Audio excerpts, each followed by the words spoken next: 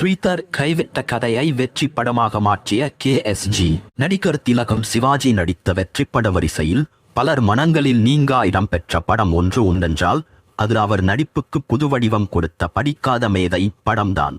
படிப்பறிவில்லாத ஒரு பாலகனை எடுத்து வளர்க்கும் ஒரு பெரியவரின் குடும்பத்தை அந்த பாசமிகு பாதரவற்ற பையன்தான் இறுதியில் காப்பாற்றுகிறான், ஒன்று சேர்க்கிறான். அந்த படத்தின் கதையை எழுதிய பீம்சிங் முதலில் இயக்குனர் ஸ்ரீதரைத்தான் படத்திற்கு உரைநடை எழுதுமாறு கேட்டார். ஆனால் ஸ்ரீதருக்கு அந்த கதையில் போதிய வலுவில்லை என்று தோன்றியதால் அதில் ஆர்வம் காட்டவில்லை. எனினும் அப்பொழுது தனது உதவியாளராக இருந்த இயக்குனர் KS கோபாலகிருஷ்ணனை கேட்டு பாருங்கள், அவர் சம்மதித்தால் அவரை நீங்கள் உரைநடை எழுதச் சேர்த்துக் கொள்ளலாம் என்று பிடிக்கொடுக்காமல் கூறிவிட்டார். அவர் கூறியது போல் பீம்சிங்கும் KSGயை அணுக அவரும் கதையை முழுவதுமாக கேட்டார். கதையை கேட்ட KS கோபாலகிருஷ்ணனுக்கு சிவாஜி, ரங்கராவ் ஏற்கும் பாத்திரங்கள் மிகவும் பிடித்துவிட்டது. அவ்விருவர் பாத்திரங்களை வைத்தே படத்தை சிறப்பாக எடுத்துவிடலாம் என்றே அவருக்கு புரிந்தது. பீம்சிங்கிடம் உதவி இயக்குனராகவும் படத்திற்கு உரைநடை எழுதுவதற்கும் ஒப்புக்கொண்டார். இயக்குனர் பீம்சிங்கும் KSGயின் உரைநடைக்கு எவ்வித கட்டுப்பாடும் விதிக்காமல் அவரை சுதந்திரமாக இயங்க வைத்தார். KSGயின் உரைநடை பீம்சிங்கின் இயக்கம் எனப்படும் இரட்டிப்பு சிறப்பை பெற்றது.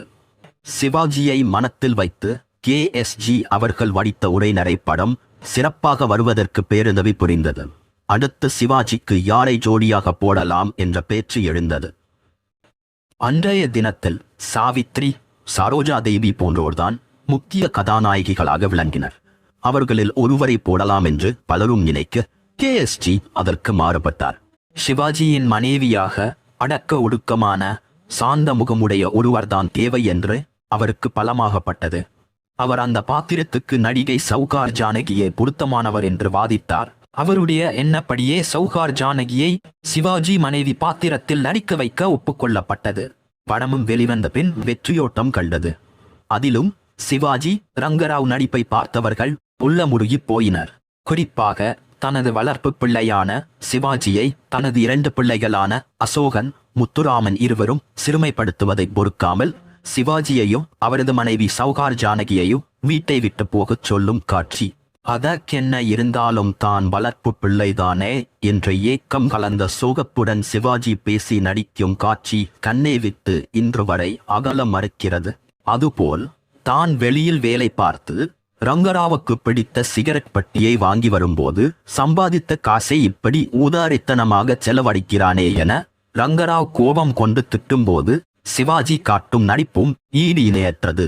தனது வளர்ப்பு பிள்ளை போனதும் அவனை எண்ணி, அவனுடைய சிறப்பை எண்ணி வேதனையுடன் வாடி உயிரை விடும் முன் ரங்கராவ் சோகம் தாழாமல் நினைவு கூறும் மகாகவி பாரதியின் எங்கிருந்தோ வந்தான், இதை சாதி நான் என்றான், இங்கிவனை யான் பெறவே என்ன தவம் செய்துவிட்டேன் என்ற பாடல் வரிகளில் சிவாஜி, ரங்கராவ் இருவரும் நடிப்பில் சிகரத்தை தொடுகின்றனர். பாடல் சீர்காழி கோவிந்தராஜனின் வெண்கலக் குரல், இசை அனைத்துமாக சேர்ந்து இந்த ஒரு பாடலே அந்த படத்திற்கு போதுமானது என்று எண்ண வைத்து விடுகிறது. பின்னர்தான் கைவிட்ட கதையை தனது உதவியாளராக இருந்த KS கோபாலகிருஷ்ணன் சிறப்பாக இயக்க உதவி புரிந்து உரைநடை எழுதி படத்தை வெற்றிகரமாக எடுத்த கோபாலகிருஷ்ணனை பாராட்டினார். ஸ்ரீதர் அதை வசனம் இயக்கம் 3லும் KSG நன்கு தெரிவித்தார் என்று புகழாரமும் சூட்டினார் அவர்.